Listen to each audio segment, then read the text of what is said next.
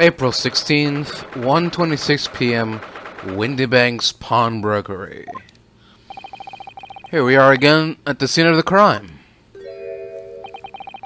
Now to thrust these representation papers on Gregson's face and see what he makes of them. Hello again, Inspector. Do you have a minute, please? Poison now. You should go out and get some rest. Here you are, Gregsy. Here are the representation papers. Your ladyship! Ooh! How? I don't believe it. How the devil did you get that sobbing little rag, bitch, on that? Absolutely. That is good work, Ace. I can see you've been very busy here as well. How about some tea? It's a special blend designed to relieve fatigue.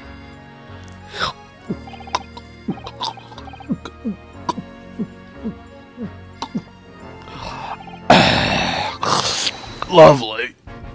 Well, let's see now. Yeah, I really feel tired at all. I'm fit as a fiddle, your ladyship. Would it be alright if we investigated the scene of the crime then? Do as you please. You know where it happened. Through that door behind the counter. Yeah, the storeroom. That's where I discovered Mr. Windybank and Gina. Right, well, I'll be getting back to business, eh? Will you be investigating in the storeroom as well, Inspector? If I'm perfectly honest, we need to wrap this up before long. Can't afford to spend too much time on it. But there are so many articles to go through. It's taking forever, even with the lads working around the clock. Which is a problem, because there's another case the all needs to investigate urgently. That must be what Lord Strongheart meant by far more serious matters before. So what I'm saying is, don't get under my feet, sunshine. Alright. Come then, let us not waste any time.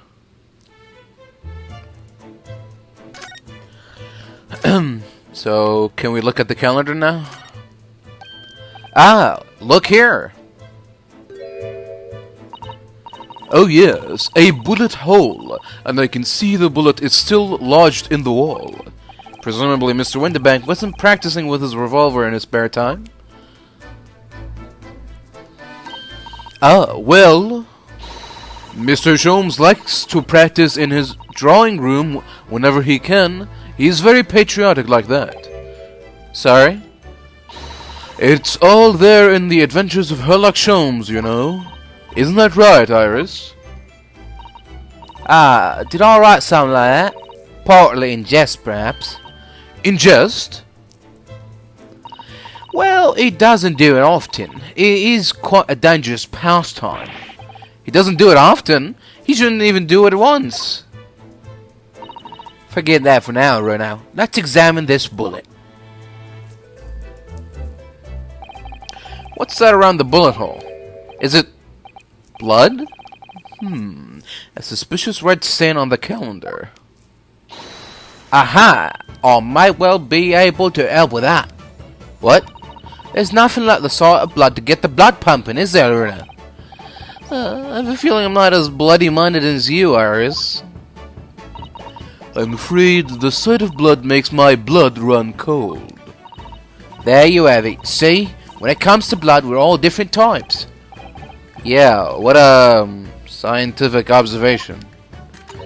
So you need this. Oh no. What is that scary-looking thing? Ellie and I haven't exactly come up with a name for it yet. But as soon as you see it in action, you'll understand what it does. Watch.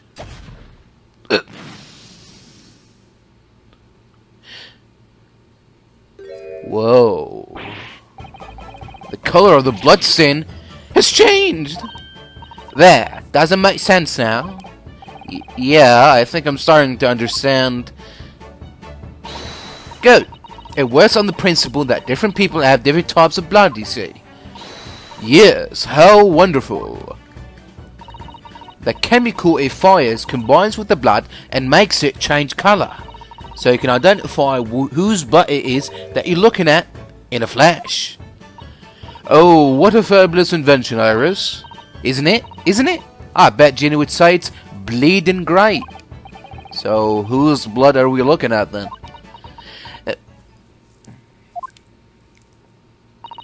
Well, all the chemical does is turn the blood a different colour, so... Just find someone whose blood turns the same colour and you'll know who it belongs to in a flash.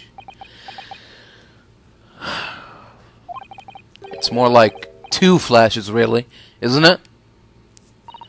1 flash or 2, this could well turn out to be a very valuable clue. So we must take a note of it in the court record. Sure, why not? Let's keep testing and adding the results of any other blood analysis to the portfolio. As long as I have reagent left, sure. Oh. Is there something else? Green blood. Just seems wrong somehow. Oh, there are all sorts of different colors. There are pretty pinks and purples too, you know. Like I said, everyone's blood is different. I wonder what color my blood would turn out. Actually, I don't want to know.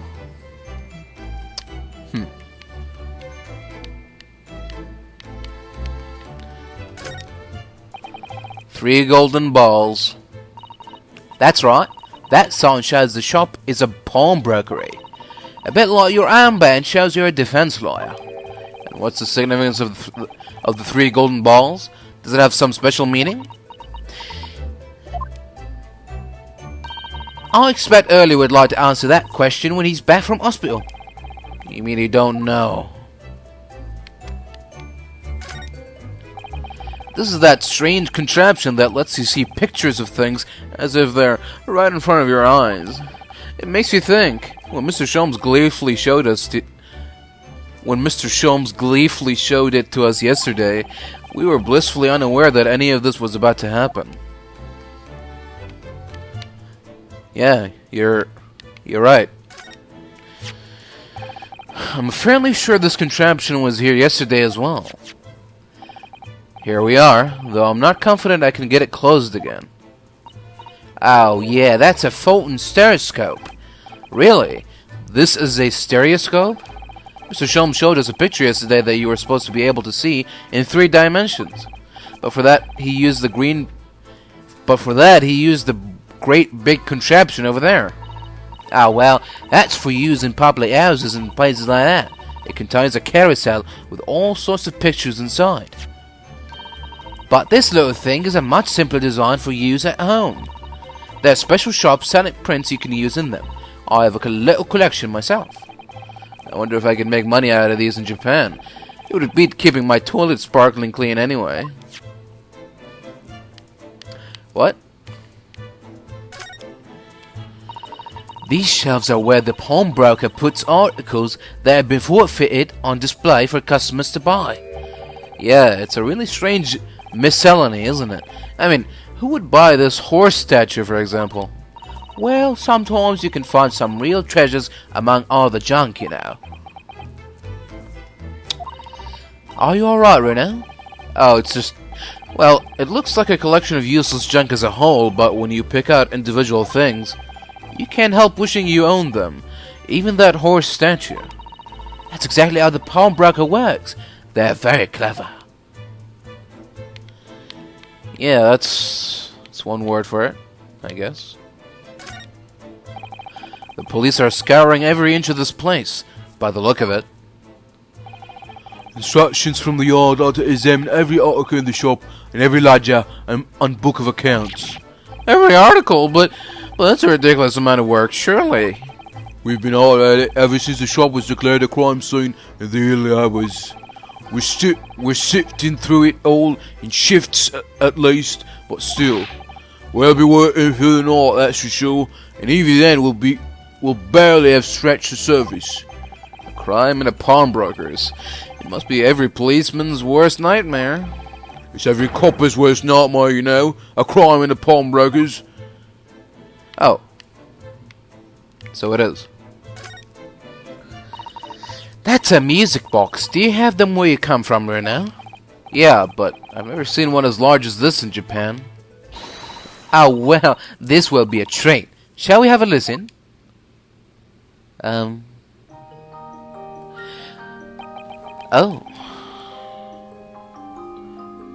Okay.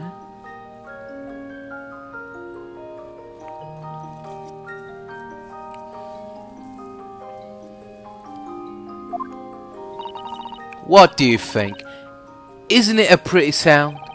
It's a beautiful sound, yeah, but it's a little hard to enjoy when all the policemen in the room are giving you fierce looks.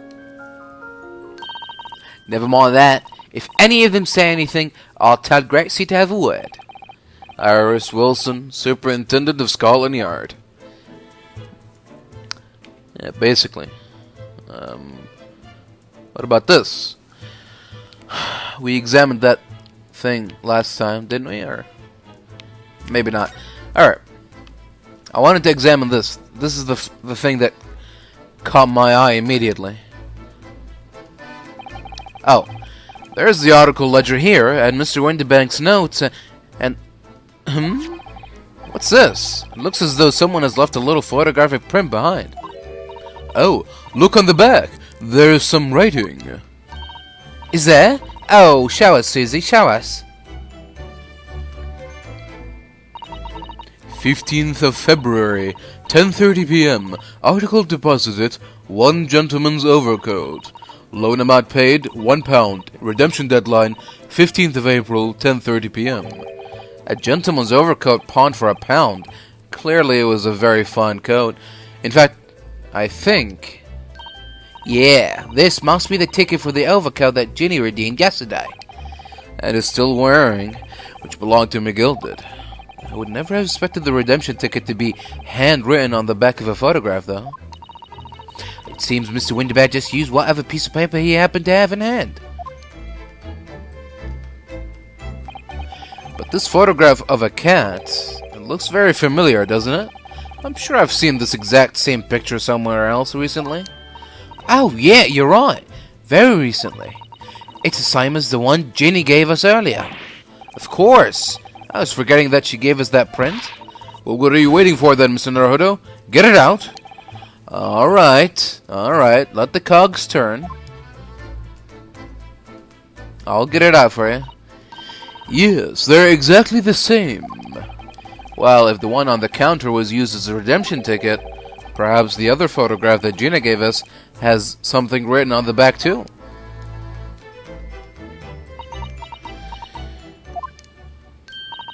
Hee, I've got it. These two photographs hold an amazing secret. A secret? What does she mean? You must tell us, Iris, at once. Hee, do you really want to know? Yes, we need you to tell us all you know about this pair of photographs. Oh, okay. Can I examine the photograph first? See what's up? Look on the back of this print here. There's something written on it. 13th of February, 9 p.m. Article deposited, 1 small box. Loan amount paid, 10 shillings. Redemption deadline, 13th of April, 9 p.m. So this photographic print is a redemption ticket. For an article that was deposited 2 days prior to the incident on the omnibus, it would seem. Yeah, a small box. That doesn't tell us much about it, does it? Perhaps it contains some valuable mementos. I can't help wondering. Presumably, Mr. McGilded never redeemed the article in question, since he still had the ticket. So, isn't it possible that the box is still present somewhere in the shop? Ah, yeah.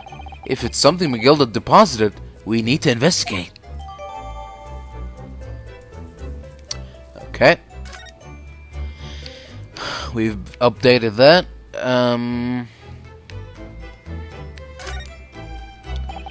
This is an adorable little cat. I think it looks like a little like Wagahi.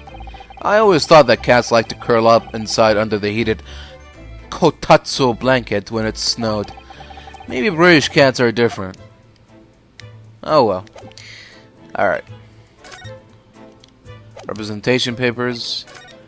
Blood sample portfolio. Alright, Iris. Tell us about the photographs. So, Iris, about these two photographic prints.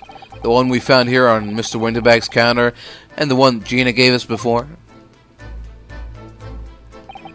What is this amazing secret you mentioned that's hidden between these two identical prints?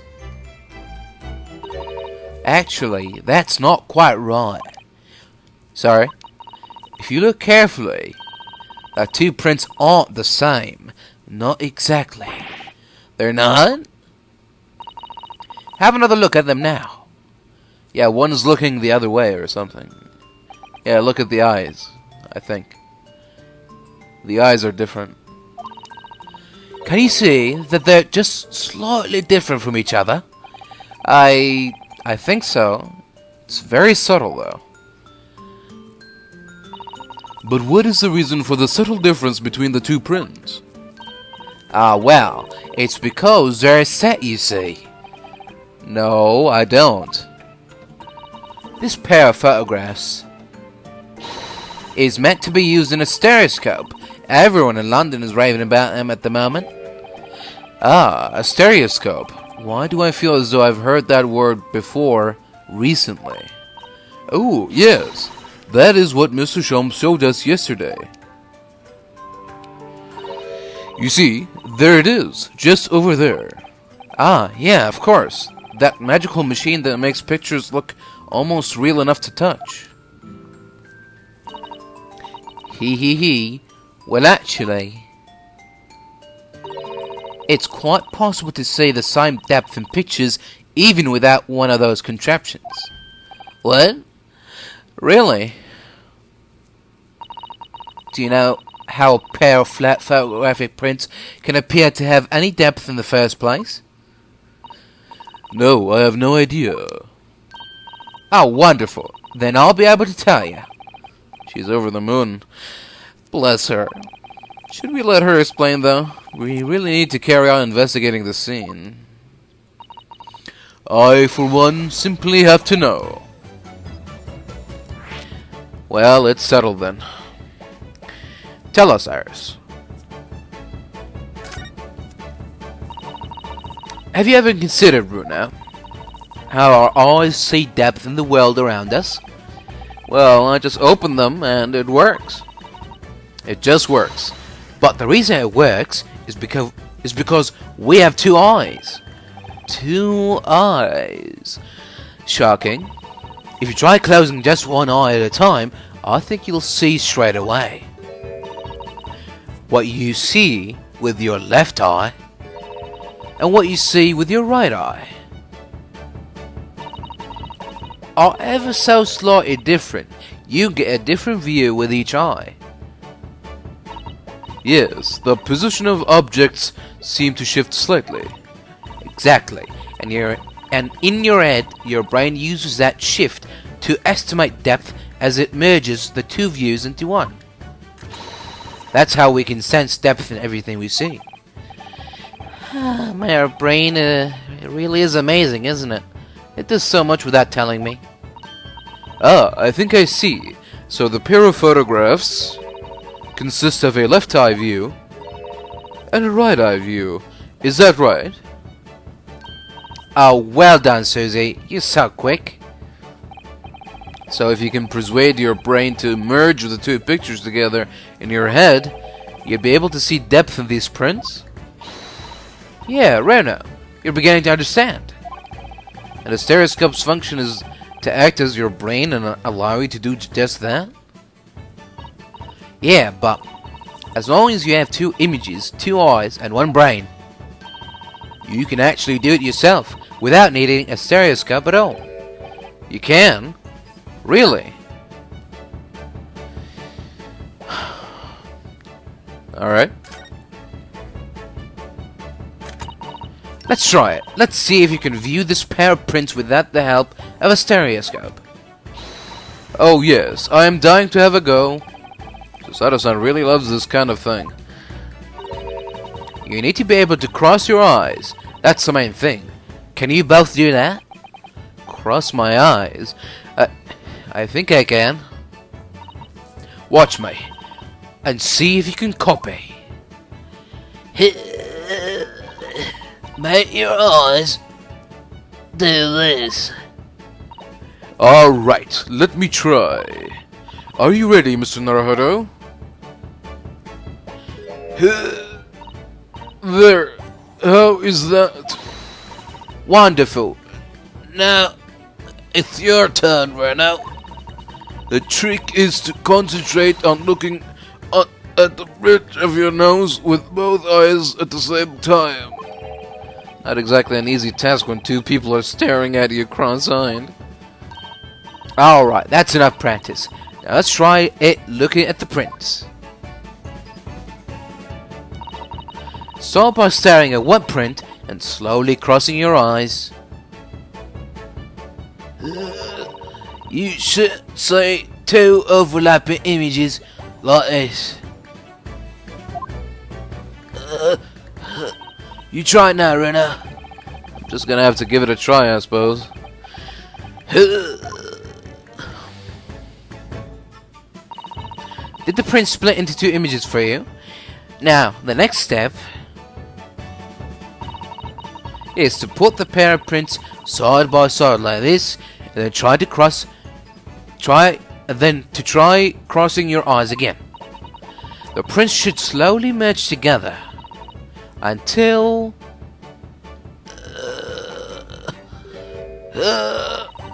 they form a new single image in the center.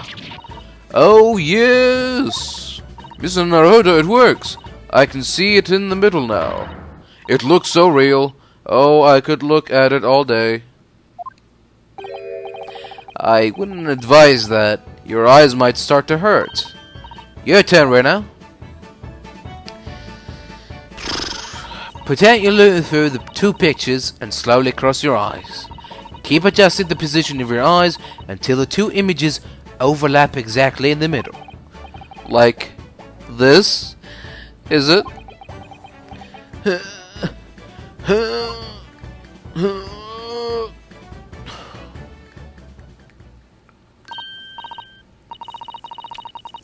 There, you managed it. So now you know how stereoscopic images work. Well, I don't know who discovered it, but it really is quite extraordinary.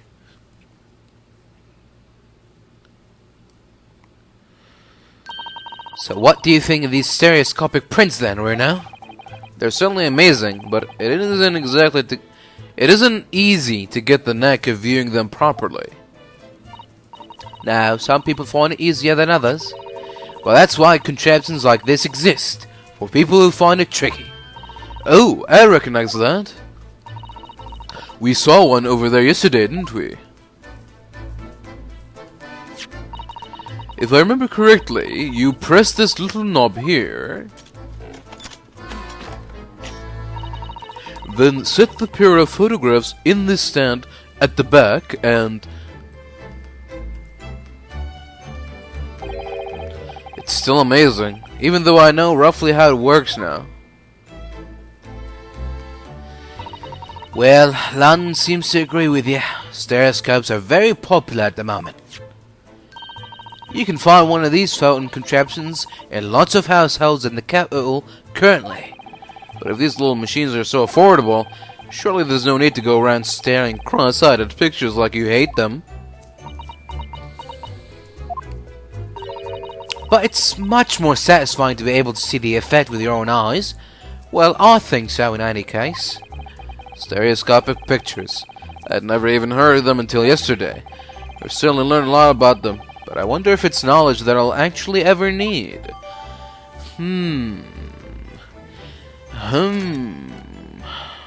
I wonder. I'm sure that won't come up again ever at all. This is the ticket that Gina brought in here yesterday. Yes, having been entrusted to her by Mr. McGilda 2 months earlier. Article deposited one gentleman's overcoat, and the other redemption ticket was in the pocket of that coat. Yes, for a small box, deposited 2 days before the omnibus incident. Could that have anything to do with all this? I wonder. Miss Naruhodo, I don't know if you have noticed, but there is something rather troubling here. I have noticed. The red smear, you mean? Yeah, it looks like blood, doesn't it? I wondered if Susato-san had picked up on that. Well, in that case, yes, we need Iris. We should show this to her before we forget. Oh, okay. Well, there's a good idea.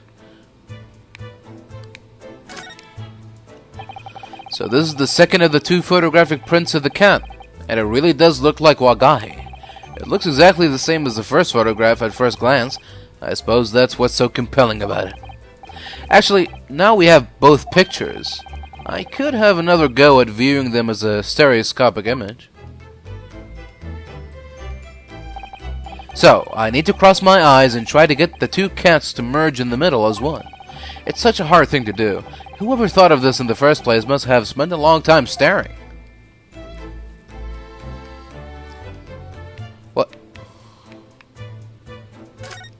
What happened? Why am I... Can I move the... It's not letting me do it. Okay, whatever. I guess we'll do that later. I mean, I'm still not finished here.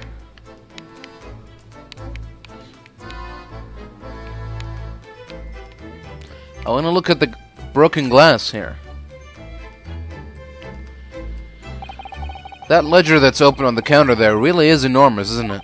It must be an awful lot of work to keep track of all these hundreds of items in pawn. It's too much to think about. Better to sell it all and have a clear head, if you ask me. But clearly Mr. Winterbank was very careful when it came to the articles in his care. That's it? Really? We can't examine the glass? Maybe the policeman will tell us about it. Nope. No. Huh. Okay, alright. Well, before we go inside, let's give Iris this. Let's give her this. Would you mind if I showed you this, Iris? It's just a boring old thing, really, but... Oh, I don't really like boring things. Oh, looks like Japanese modesty is easily misinterpreted. We just like boring things. It's an habit. Okay. This?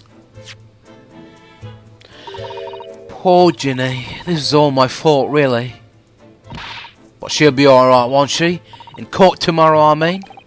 I'll defend her with everything I've got. So, she'll be alright, won't she? Am I that bad at instilling confidence? Never mind. There you go. Oh, that looks like blood. I would say it's from a gloved finger. Almost certainly a glove made of leather. Well, don't worry, Reno. You can leave the rest to me.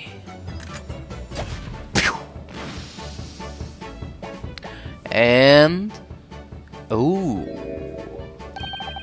Look at that. Yeah, that's a color we haven't seen before, ain't it? We simply must add it to the portfolio of blood samples. It could be an important clue. Although, it would be nice to find out whose blood these different colors correspond to at some point. Yeah. Well, this particular stain of blood... Ow, you've had an idea, haven't you? Do you know whose blood this is? I have no idea. How could I? We don't have a known sample of the same color. Without that, it's impossible to know. Oh, how very vexing. I wonder. What? Well, it's true that the color doesn't help us, but what about considering how the mark came to be there in the first place? You might have an idea about that, mightn't you, Reno? Not if you keep staring at me like that, no. Let's try that again, shall we? Well, this particular stand of blood... Oh, you have an idea, haven't you? Do you know whose blood this is? You know what? I think I do. Not from the color it turned, but with a little deduction. That's right. I think it's clear. Iris, you know as well. You first, Reno. Who do you think it belongs to? Alright, I believe that this is the blood of...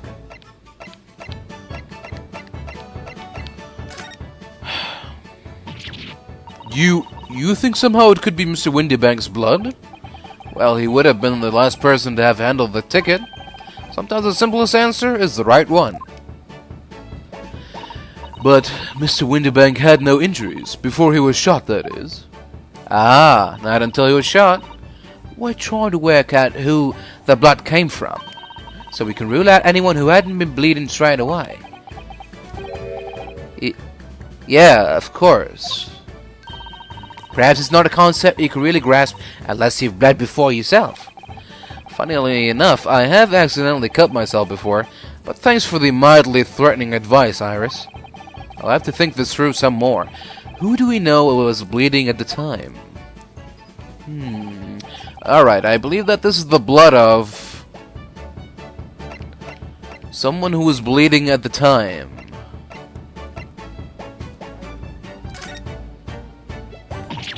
Oh my! You think this is Gina's blood? Yes, it was Gina who brought the ticket here to Windybanks after all. Sometimes the simplest answer is the right one.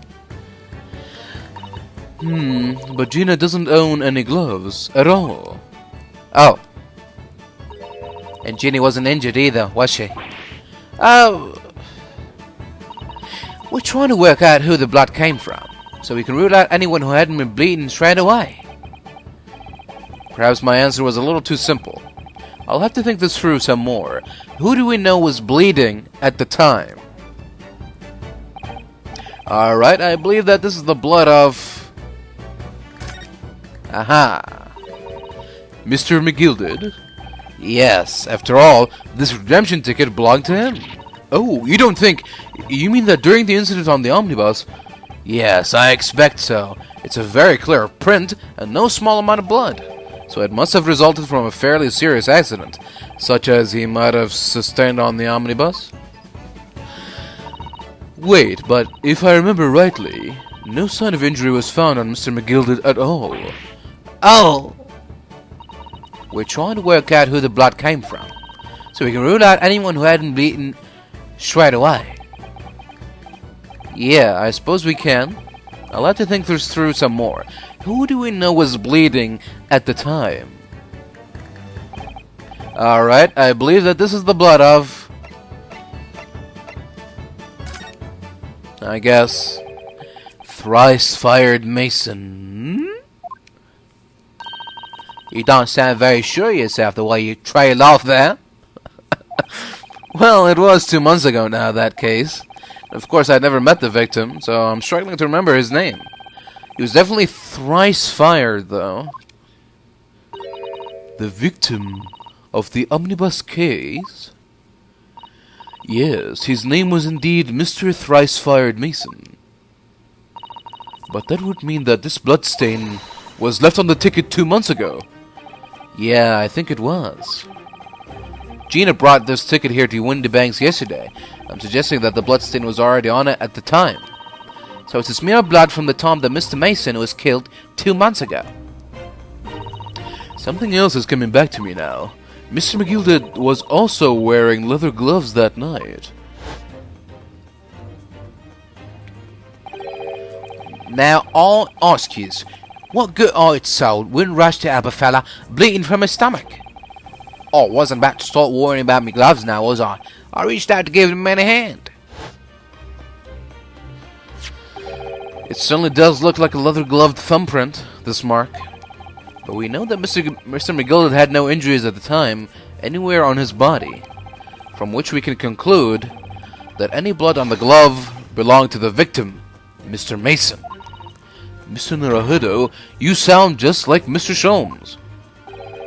Minus the quirky slip-ups, I hope. Yeah, I think you're right now. Very well. Let's make a note of this. Sure. This is complete guesswork.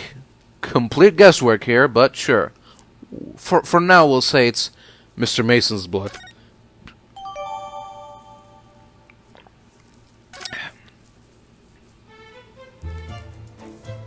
Alright then. That's the end of that little adventure. Time to go inside. Beyond that door is the storeroom, isn't it? That's what Grexy said.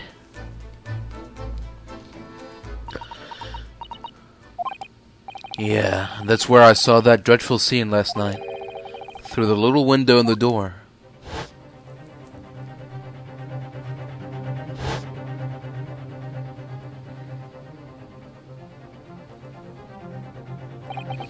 Mr. Windibank face down on the floor with Gina beside him.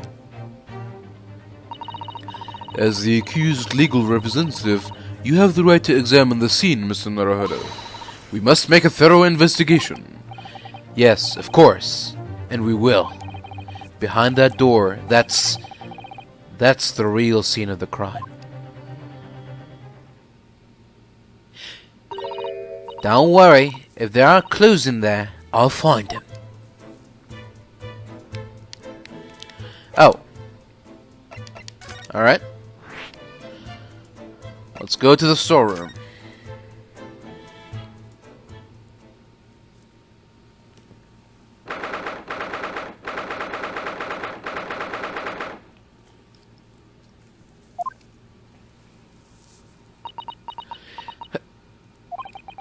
Poor Iris. She's clammed up completely.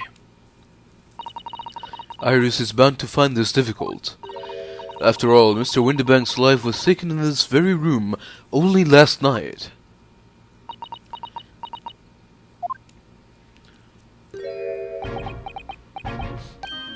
Ah! Wait, Inspector? Why isn't that, Sunshine? You took one look at me and tried to run away. You think a Scotland Yard inspector would run away from some jumped up little defense lawyer, dear?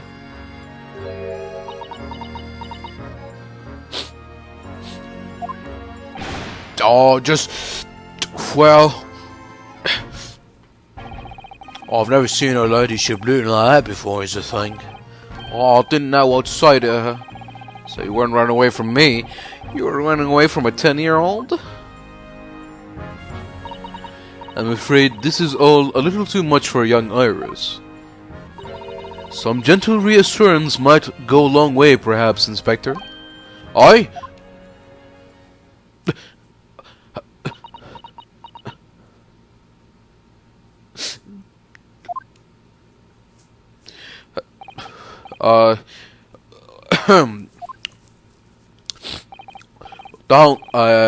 Don't trouble yourself unduly, your ladyship. I mean, at least you're not dead, are you? I don't think that went very well. Why? Look, I'm in the middle of an investigation here, Sunshine, and I told you not to get on my feet. And we have investigating to do ourselves. Yeah. I'd like to hear more of what the socially inept inspector has to say. Oh, Hurley. And inquire into how Mr. Sholmes' operation is going. Alright, well, one thing at a time. Let's look at the crime scene first.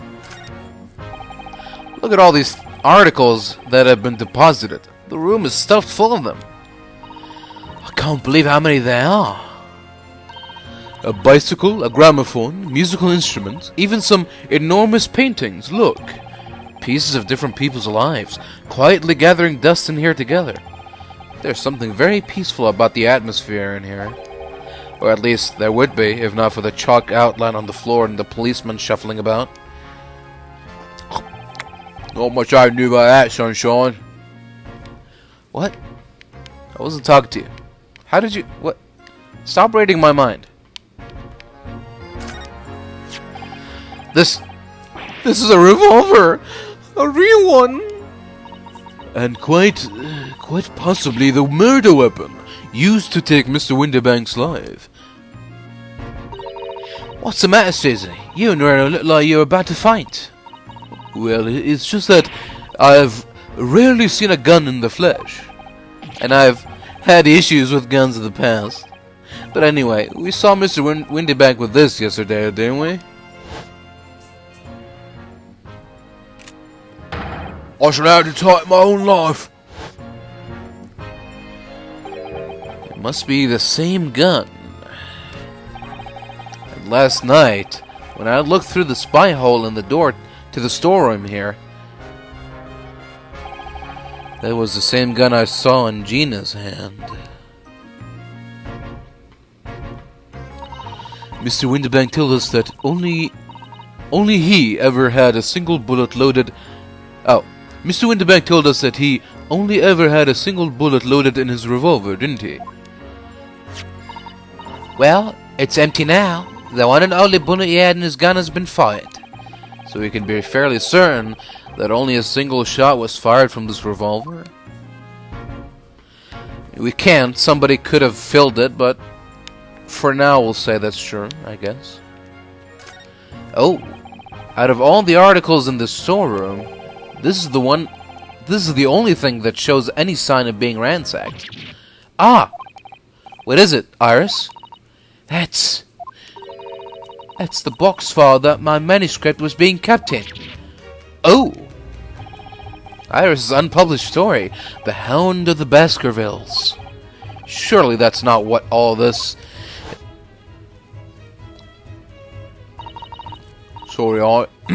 Sorry, Iris, but if you ask me, he sold it. Without telling ya. We must check inside the box at once. Yeah. And... Ah. It was there. Iris' story was there. Really? It was? Well, that's good news, isn't it, Iris?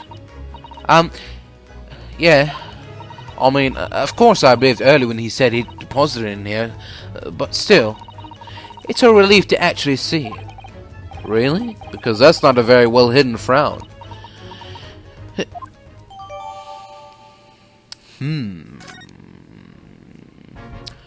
Hound of the Baskervilles. Let's read it. The Hound of the Baskervilles. How does Susato-san know the exact title of this unpublished story? I suppose I'll just have to wait until she's ready to explain it to me. I am so sorry. Alright. Aw, man. Is there a blood stain on it? Maybe there's alright. I guess that's it.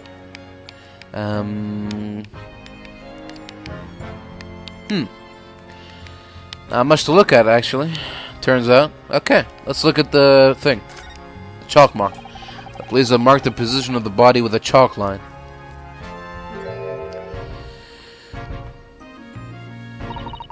Poor Mr. Windibank. He was a nice old man. Well, he was just shot once through the heart. Most likely the fella died instantly. He wouldn't have felt a thing.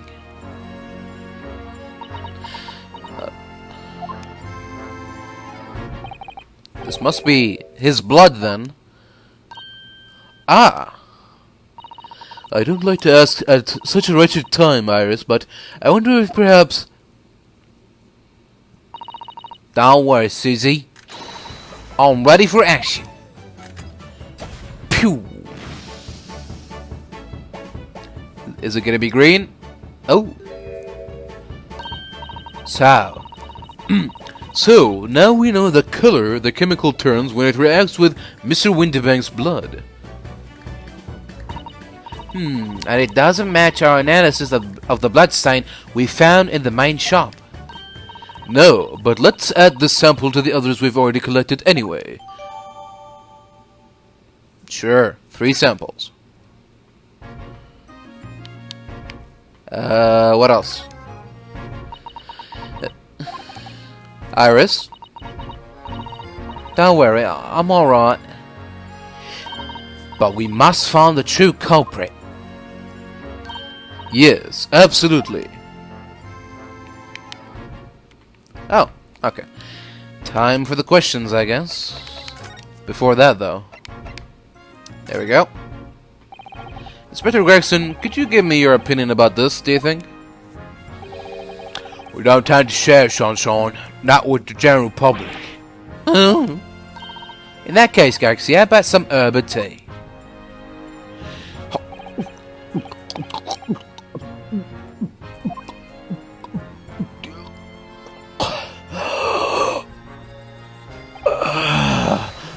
Lovely. Thank you very much. That really hits what your ladyship. You don't mind sharing that, then? Alright, next. Inspector, what do you make of this? Oh, what have we here, eh? A redemption ticket for an article deposited here, is it? Looks like someone ran out of office stationery and wrote the ticket on whatever paper was at hand.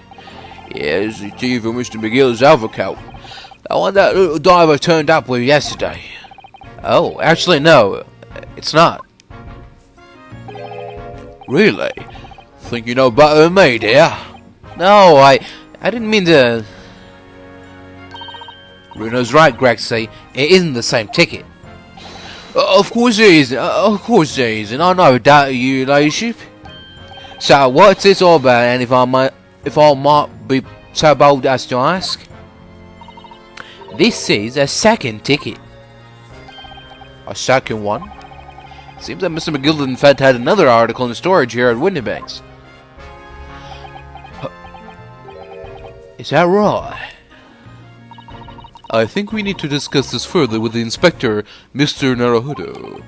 Oh, good, because he's ever so easy to talk to. Alright, before that, though. Still.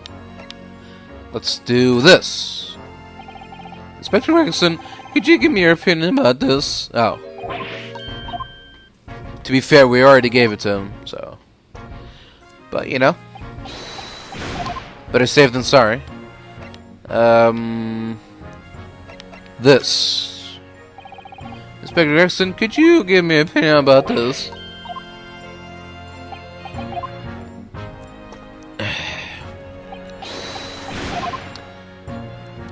I'm just making him drink all the cups of tea until he passes out. Is that what I think it is? Your ladyship's latest? Yeah, my latest story. It's called The Hound of the Baskervilles. A most fascinating title, your ladyship. Fascinating. I don't suppose. Would there ever be mention of me? I was having this tale this time. Good question. I can't really remember. I see. Well, why would you, your ladyship? I'll just await this publication with eager anticipation. You didn't worry, Inspector. I'm sure if you do appear, you won't be doing anything particularly remarkable. You're going to be arrested, Sunshine. I didn't mean like that. And even if I did, you wouldn't have bitten her ladyship's head off, would you? Alright, this. Inspector Gregson, could you look at this?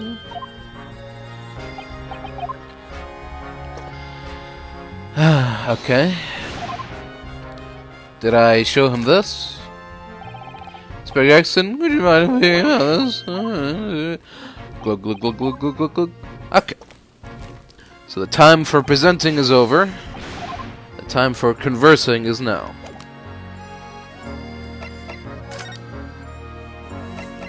Alright, Gregson, let's converse.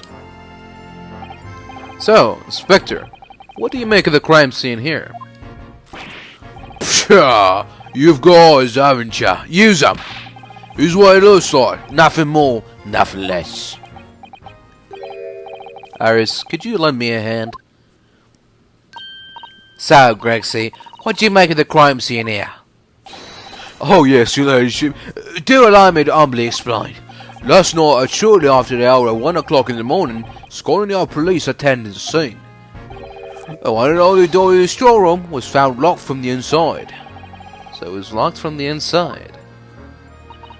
The lock appears to be broken now, though. Was that the police officer's doing? Quite right, Mum. Quite right. We took the liberty of smashing the door in as humbly as possible. Oh. As you can see, the victim was discovered prostrate on the floor, thus-wise. And next to the aforementioned body, we discovered the royal gutter child. Are you talking about Ginny? She's my friend, you know, Inspector.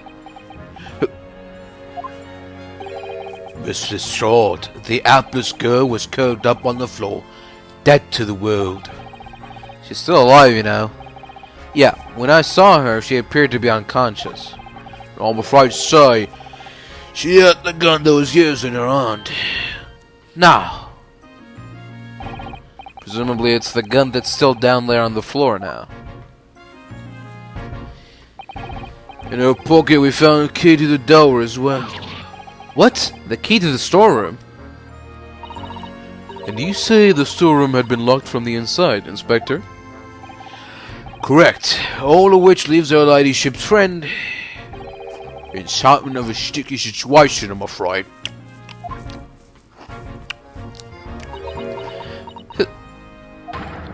Obviously, my personal opinion is that it's all some sort of misunderstanding. Of course it is, Inspector. Of course it is.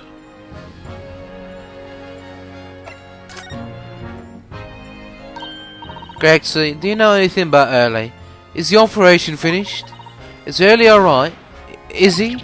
Oh, well, the thing is, Don't twist your words, Inspector, please. You don't mean to say that Mr. Sholmes is... No, the operation's done and dusted. It's just that, well, out with it. Yeah, Mum. I use something called a general anesthetic. It's the latest thing. Renders the whole body insensitive. The whole body anesthetized? Is that even possible? It means the operation can be completed while the patient is fast asleep. Goodness, in the Empire of Japan, we can just manage to provide laughing gas for a tooth extraction. The trouble is, the latest thing isn't always the greatest thing, if you follow my meaning. I couldn't get the medication to work at first, so it took hours for him to nod off, or so I hear. And now that the op's finished, they can't get him to wake up, apparently. Oh my. No one knows if it's the anesthetic still in his system, or if the bloke's just plain exhausted. But anyway, all I can do is stand back and watch until he comes round again. Early. The moment he opens his eyes, your ladyship, I swear I shall get word to you. What a surprise. Even in matters of life and death, Mr. Sholmes has to do things his way.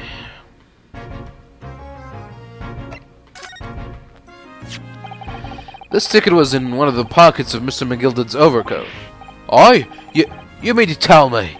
Yeah, there was more than just the music box disc, it seems. I should have insisted on the lads taking it back to the yard and examining it properly.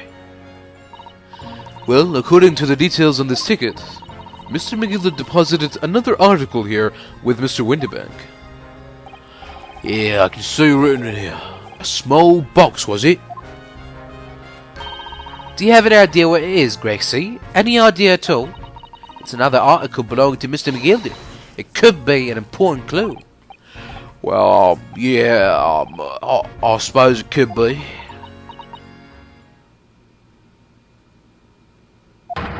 Please, stop looking at me with those big turquoise eyes, all full of hope and expectation. It's too much pressure. I'll lose my marbles, I will. I'll go barking. There's no time for dog impressions, Inspector. That's enough sauce from you, sunshine. There's one thing that springs to mind. According to this ticket, the redemption deadline is already passed, hasn't it? Oh yeah, of course. Oh, because they're only held for 2 months. So the small box will no longer be in here then? That's right. It's been forfeited. Which means it could be on the shelves in the front of the shop where the forfeited items are offered for sale. Yeah, the shelves in the front. We must search them at once. You're wasting your time. Oh? There are dozens of little boxes out there. Hundreds even. We can't possibly know which one might have been McGildy's. The information's not written in the ledger. Well, I think we should at least have a look, just in case. Of course, your ladyship, of course. Very sensible of you, I'm sure. This is getting old.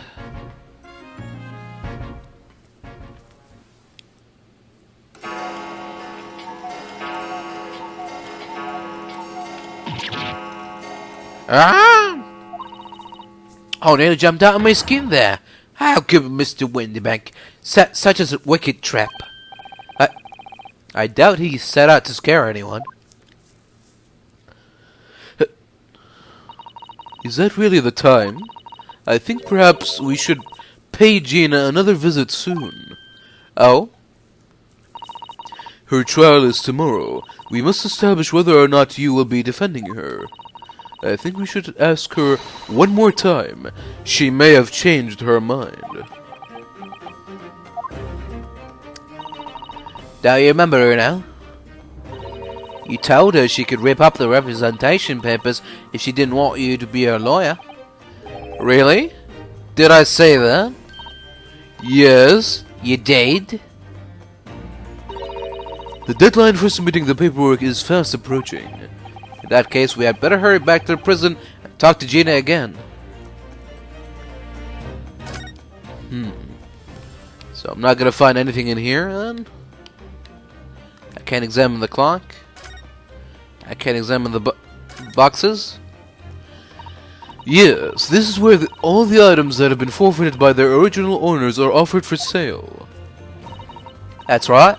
They've all got little price labels on them. There are so many. I wonder if the small box the ticket was for is still on the shelf somewhere.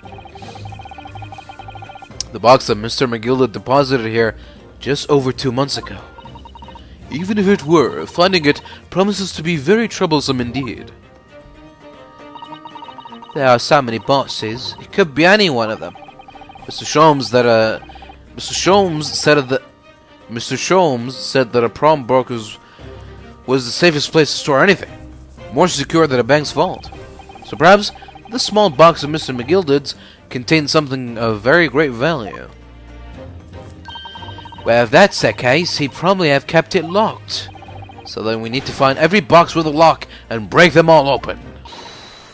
Hiya! That sort of misconduct will get you arrested. I won't let that happen.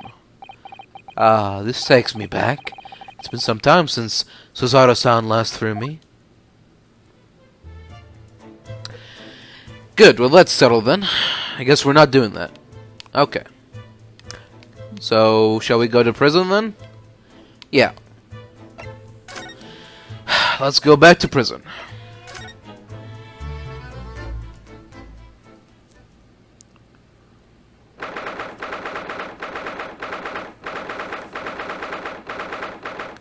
And here we are again. Gina, good. You're back. Ah!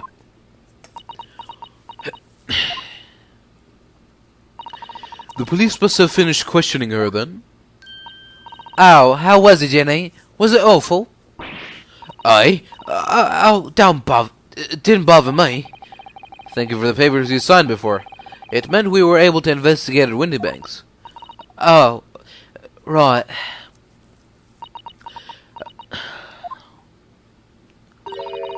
Don't you want to know how we got on? We've been ever so busy. What's the point in asking? Won't change what everyone's saying, that I did it. That's not... Gina, we came to ask for your final decision. Aye? What decision? About tomorrow's trial. Will you let me defend you or not? I must submit the paperwork now if you'd like Mr. Naruhodo to represent you. Right, I see. She's really lost her fight all of a sudden. But I know what that feels like. The worry is just so hard to bear.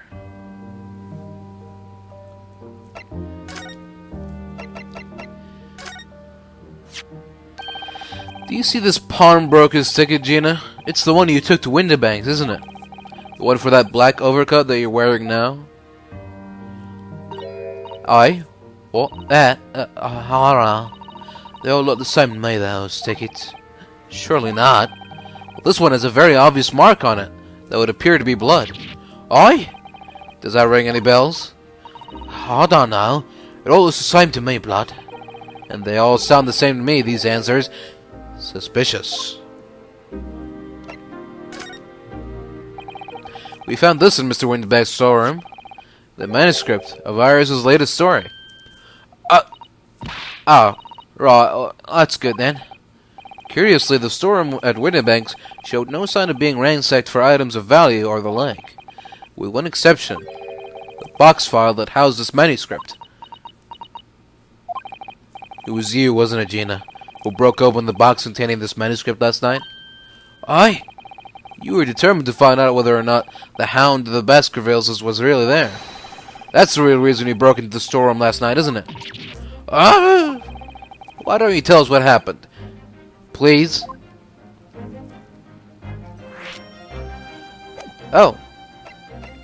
Okay, we'll keep presenting things then. There you go. Here, Gina, look at this. No, Tom. I wasn't saying you could have it. Oh, weren't you? Well, when someone says I can't have stuff, it makes me want it, see? So you better hand it over now. No, I'm not giving it to you.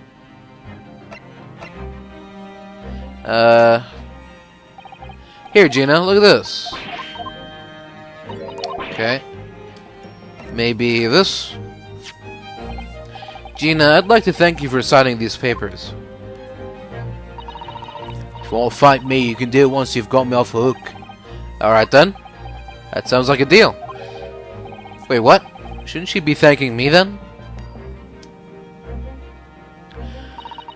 You know what, Mr. Naruhodo? It ain't good manners to expect thanks if you do someone a favour. I know that! She's as tricky with words as she is with her fingers.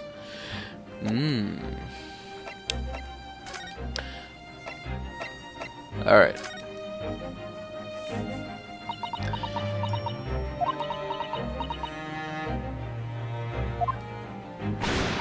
Oh, alright then. Blimey, give it a rest with your minds, Iris. So come on then, fill us in. Who done it? Unfortunately, we don't know that yet. You don't say. We don't know yet, Gina. But Mr. Naruhodo and all of us know that you are innocent of this crime. And while we haven't yet managed to work out who the real culprit is, there are a number of interesting facts that we have managed to establish. Oh yeah? Like what? Well, for example, the reason for you being there in the first place. I think I know now why you broke into Windibanks that night.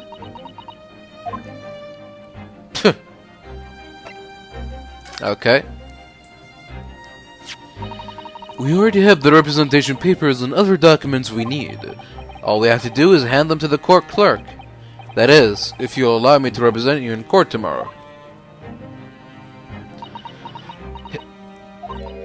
Nah, don't bother. Ginny, rip him up and chuck him, would ya? Them representation papers or whatever they're called. This shell ain't fancy enough to have a bin. So what will you do in court tomorrow? I'll be falling on my own. I don't think you will be. Look, it don't matter. What's got to happen is got to happen. This is one stubborn pickpocket.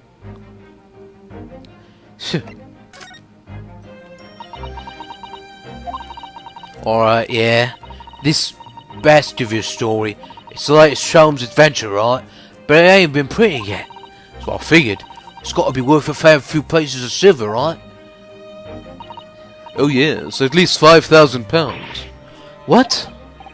So you intended to sell Iris' manuscript? No, Ginny, how could you? What? Wait, no, hang on. Of course I wasn't gonna sell it.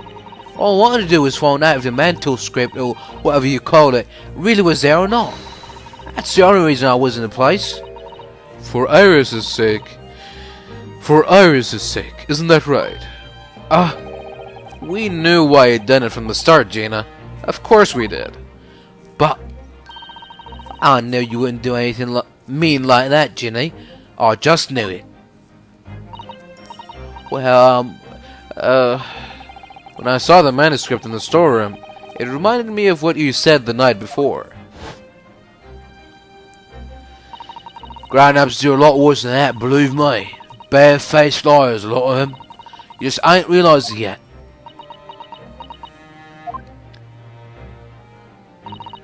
I'm telling you, that metal script ain't at Windy Banks. You'd soon see it if you had a look.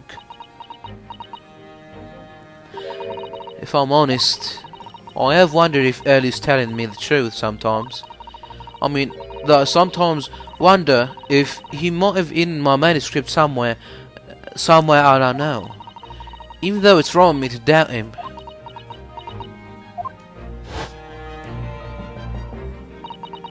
Oh, Ginny, that was so sweet of you. Alright. I'll tell you what I did. Just stop looking at me like that, Iris. Please. It wasn't because of Iris. That's not why I did. I just wanted to know the truth, that's all. You wanted to know if Mr. Sholmes was being honest, if he'd really deposited the manuscript at Windy Banks. It's like I told you the night before. I never had a father. But Iris' lot ain't like mine. She's got her dad, only she can't see him. And I reckon that's gotta be harder. That's why she writes her stories. They're about her dad, really. That's what it sounded like to me, anyway. Last night when I started listening to what you were saying. Stories about Daddy? You mean they're not the adventures of a great detective? So much as the adventures of a great detective and his trusty partner. Well, that's how I see it, yeah. You're so thoughtful and so kind, Ginny. Yes, and we never thought any differently, did we? Look, give it a rest, will ya? I hate all this chummy nonsense. Do you hear? I hate it. I don't trust no one, right? That's how I work. Because if you don't trust no one can let you down. So leave me alone. Go on, Scarpa.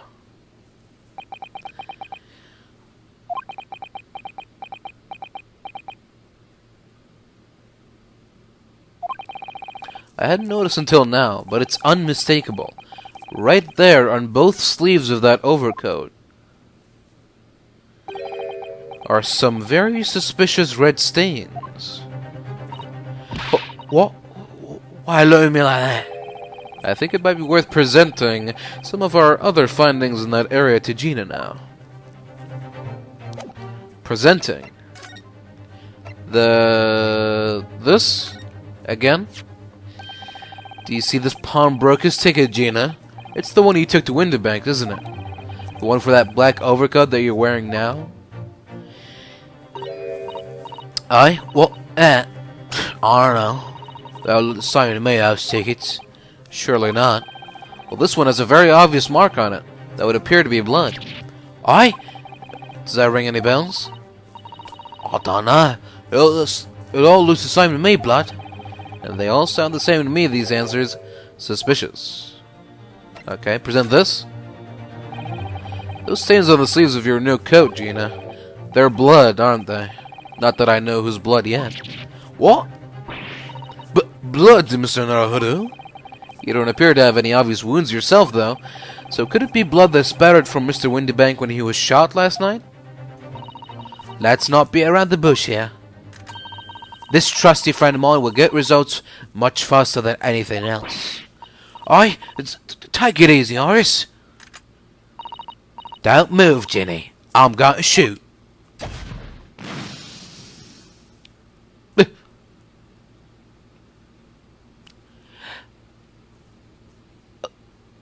Purple. Oh. Oh my. What the? Forget the sleeves. The whole coat is covered in blood. Of course. The black color of the fabric was masking the stains. That's why we haven't seen them until now. Sure, we'll say that. And the blood has reacted with the chemical to turn a purple color, which matches one of the samples we've already collected perfectly. Yeah, now let's see. Who had the purple blood? Aha, yeah, it was the brickmaker, Mr. Mason, the victim of the murder case 2 months ago. I knew it. What are you all on about? A victim? What do you mean?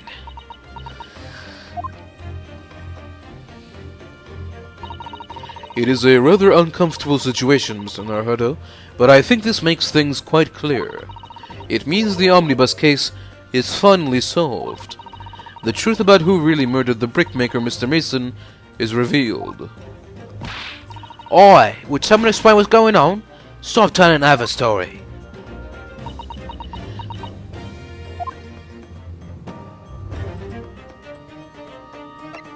Alright, time to tell the full story. We can see now that the victim's blood is all over Mr. McGilded's overcoat. But in the trial 2 months ago, the defendant said this in his testimony.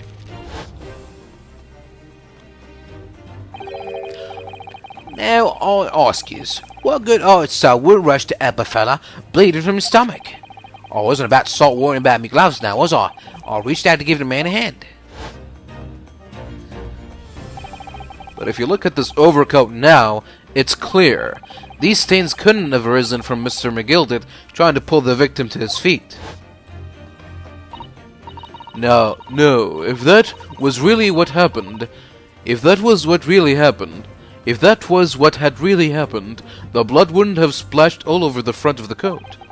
The only explanation for this pattern of blood is that it splattered over Mr. McGilded's coat when he stabbed the victim in the stomach. I've tried to run from the truth for long enough, but there's no escaping it now. The true culprit in that case, Mr. Mason's killer, was Magnus McGilded. And he would have gotten away with it too, if it weren't for that meddling Van Zieks. Mr. Naruhodo, that horrible case is solved at last, and I helped the man walk free from that trial. I used all that twisted testimony and all that sham evidence to prove his innocence. How could I have let that happen?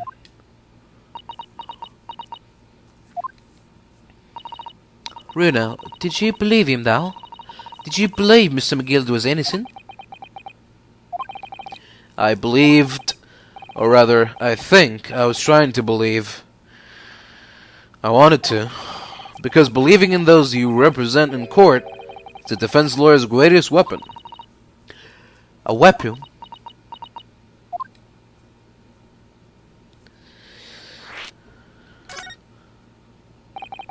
Before we came to Great Britain, a great friend of mine taught me a valuable lesson.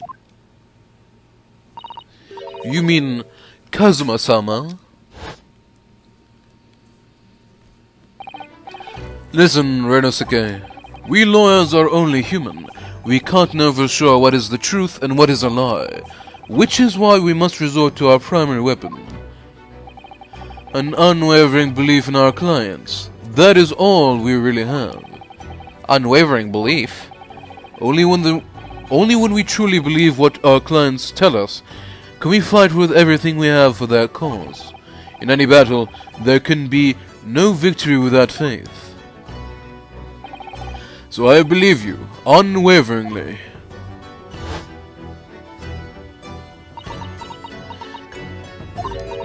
Hee. What's funny, Gina? Cool. Sounds like in this empire Japan you come from, everyone must be soft. Well, come on. Look at the mess it's got you into, believing in that bog trotter. Yeah, I inadvertently helped a murderer walk free. Well, at least you've learned your lesson now, eh? Believing in people's never worth it. Someone always stabs you in the back in the end. As soon as you let down your guard, you've had it. Take a leaf out of my book. Believe no one. Get hurt by no one. Gina, may I ask you something? What? I'd just like to make absolutely sure. What would you like us to do with these representation papers for tomorrow's trial? How many times do I have to say it? Rip him up and chuck him away. Are you really sure that is what you want? I bet that's what we want. What he wants all now. Mr. I'm a believer lawyer over there. Don't forget it was me in that trial 2 months ago. I let everyone up the garden path, didn't I? And you're telling me you can believe in me after that? Not likely. Well, Mr. Naruhodo, a lawyer's primary weapon is an unwavering belief in his clients. Ultimately, it comes down to whether or not I feel I can trust Gina after everything that's happened. Gina, let me say it again. Please allow me to represent you in tomorrow's trial. Are you half-baked? Not at all. You've not once admitted to committing the crime, have you? What's more, I believe that you're telling me the truth. Seriously, Mr. Naruhodo?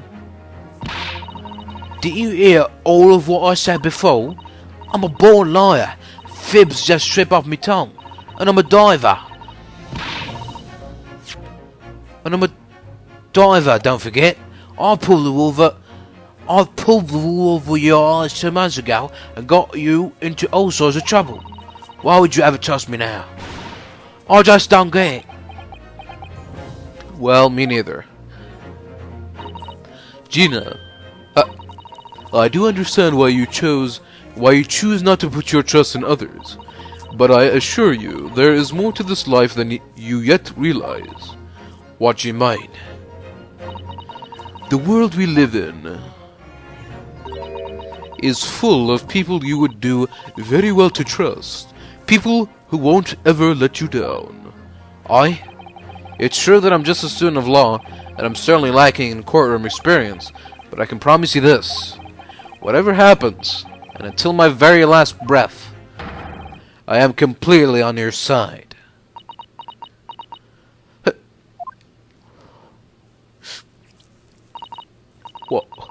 What do you expect me to say to that?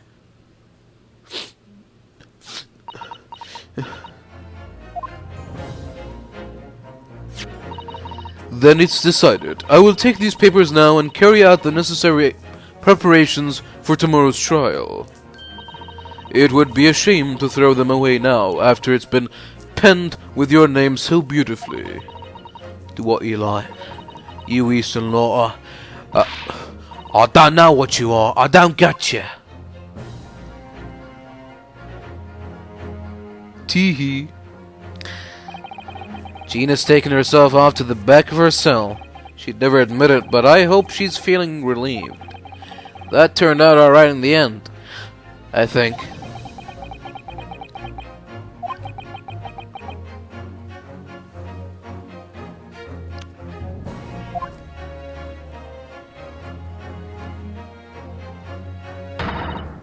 Whoever's hiding there, show yourself at once. Eavesdropping is the height of cowardice. Mrs. Otto? Somebody is there in the shadows. I can sense it. Somebody who wasn't there before. What?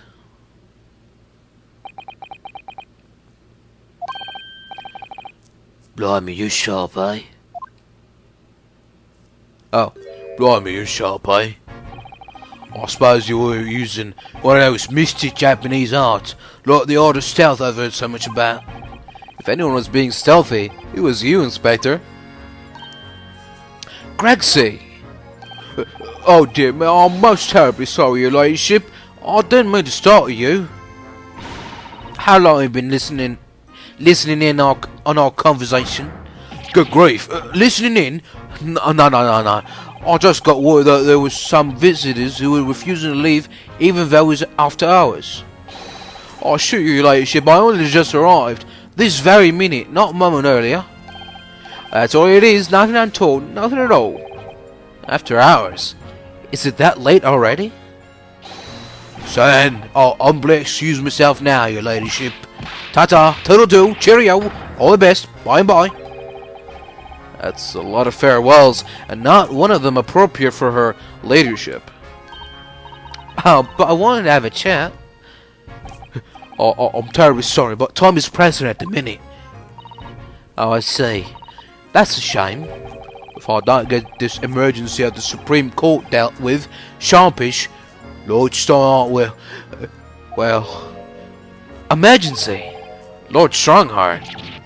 Nothing, forget I said anything. Anyway, I'm off. Alright, Gregsy, if you have to, but let's chat soon.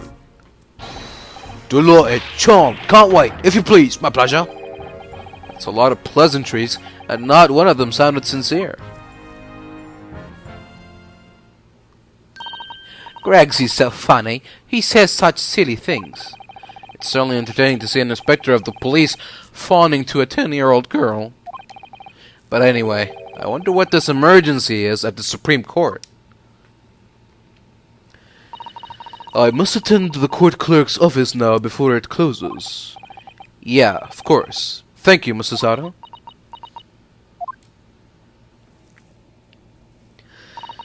Kindly escort Iris home now, Mr. Naruhodo. I shall meet you there later.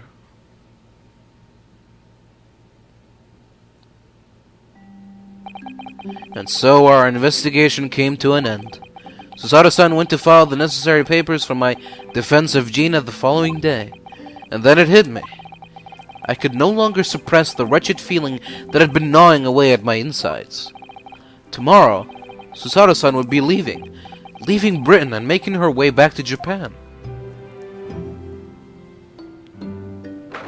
Oh dear.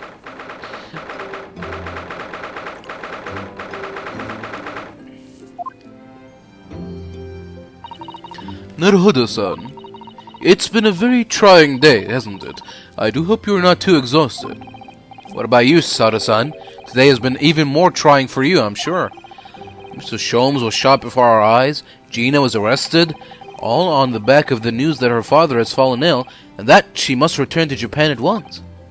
I hope your father recovers soon. Thank you for your kind words.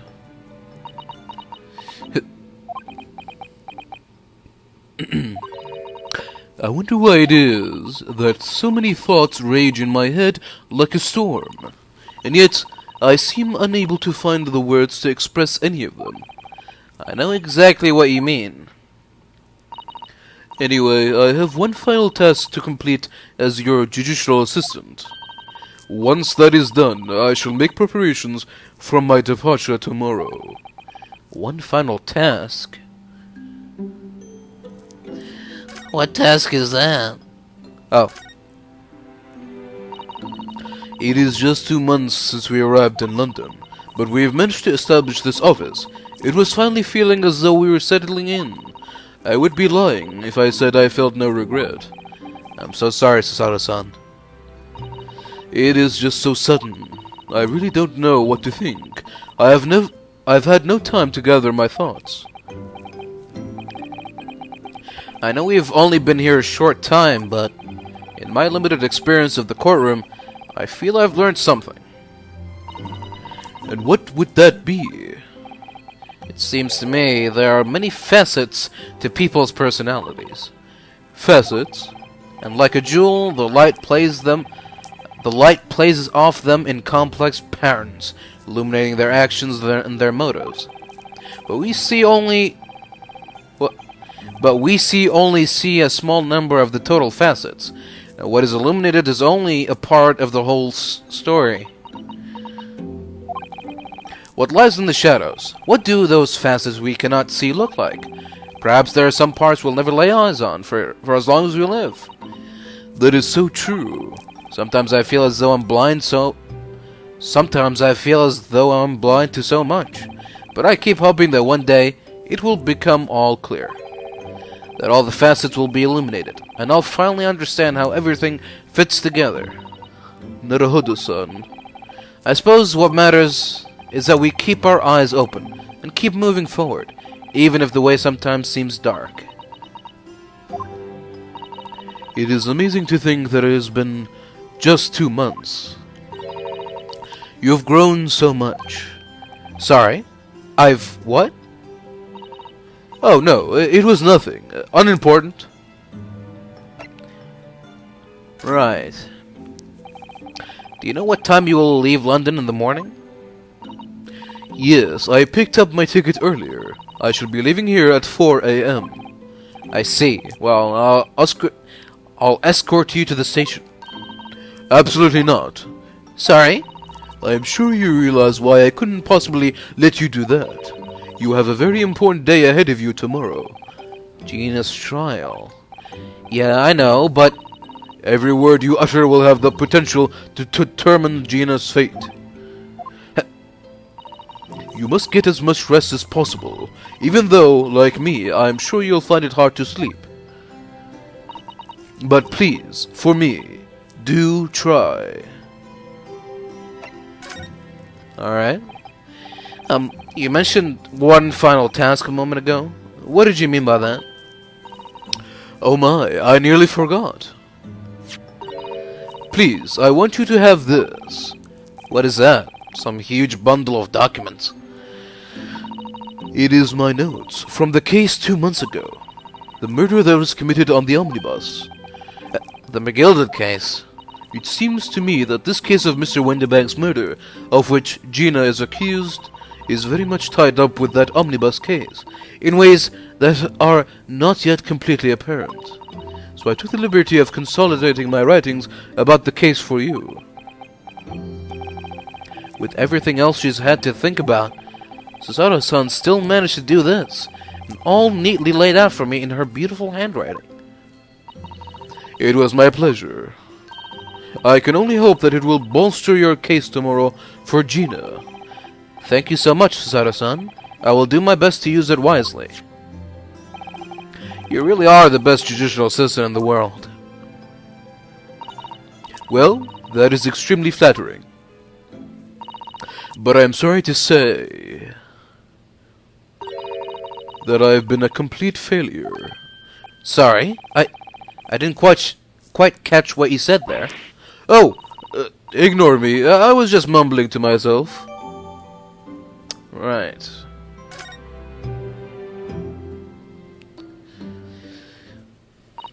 Well, it is getting rather late. I think you should go to bed now, Naruhodo-san. I must finish packing up my things in my room. Oh, it's just this. Okay, it's just the same stuff again. Susato-san, I wish you the very best of luck tomorrow. Good night. Wait. There's something I need to say. Hiya!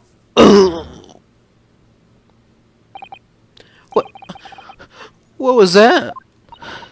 A secret technique of mine. The Susato shutdown. Shutdown?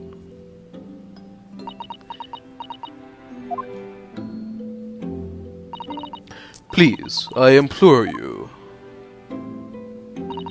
If we have to voice our goodbyes, I won't be able to hold back my tears.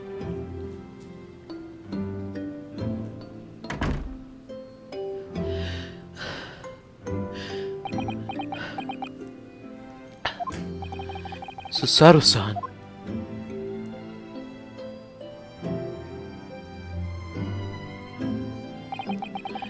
Surely it had been a trying day. On our feet for hours, getting Gina to open up to us, and learning the truth about that nemesis of a case.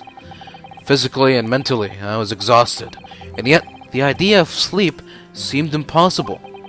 But I forced myself to close my eyes, and as a cacophony of scenes of our lives here in London played through my mind, eventually, my fatigue triumphed, and I fell into a deep sleep.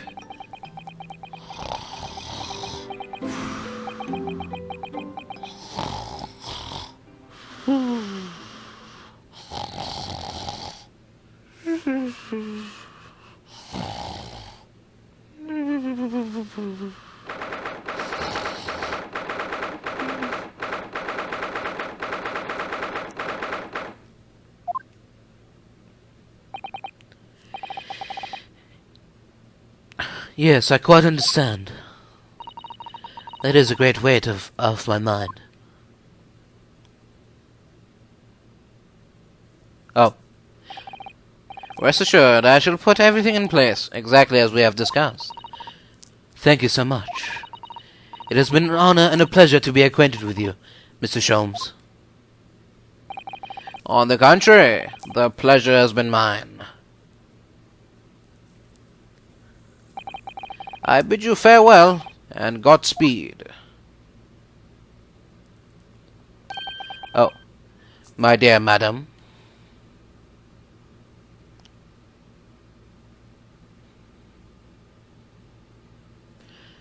To be continued. The game is afoot.